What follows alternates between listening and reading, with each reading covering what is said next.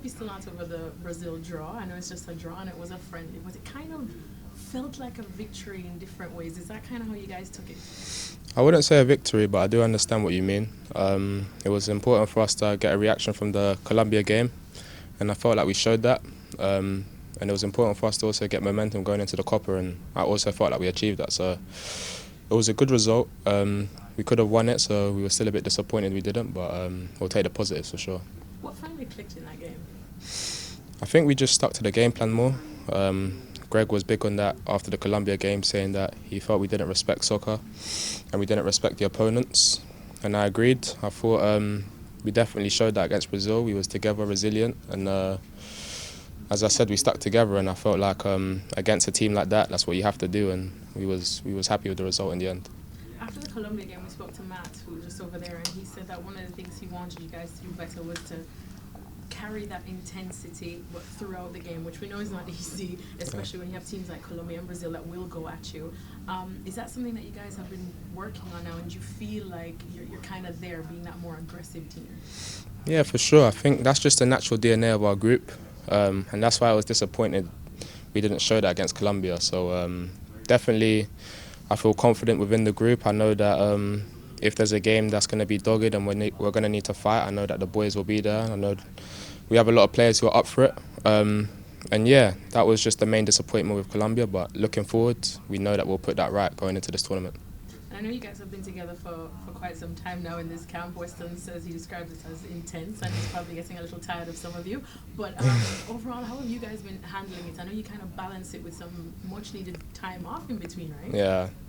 Yeah, the staff are good with that. They give us a lot of downtime and a lot of time for us to just disconnect. It's not so intense, and then of course when we're on the field it's tough. So I feel like there's a good balance. I'm not getting tired of any of my teammates just yet, but obviously as the tournament goes on, I'm sure there'll just probably be a lot of travelling, a lot of different hotels, and yeah, I'll probably just be a bit frustrating at times, but that's just normal. That's just part of the job as well. Has this been one of the more intense and longest camps you think you've had for the USA? Yeah, probably not just for the USA, probably in my career. Yeah, I feel like it's going to be the most travelling I've had to do for a tournament. So these are things I'm excited for. It's a new experience for me, and I have ambitions of playing at the top level. And this is going to be my reality, so it's good to get a taste of it. When we talk about club football, you know, so many people talk about Man City just being the envy of the world because we know how that bench runs deep, and for certain positions, like your position with the number 9, the US is getting there. Quite a bit of you guys, you know, really put your hands up this year in the different leagues to be in that position. You're, of course, in the running. That friendly competition, because obviously you guys do get along, and they say iron sharpens iron. How do you find that friendly competition going on, and how do you manage it? Yeah, for me it's good. Competition's always been there. So I know how to handle it. I would never allow that to affect my personal relationship with anyone. And it hasn't, and I think it's the same for them. With Pepi and with Josh, we speak a lot about just different movements and different ways we think we can benefit from the system.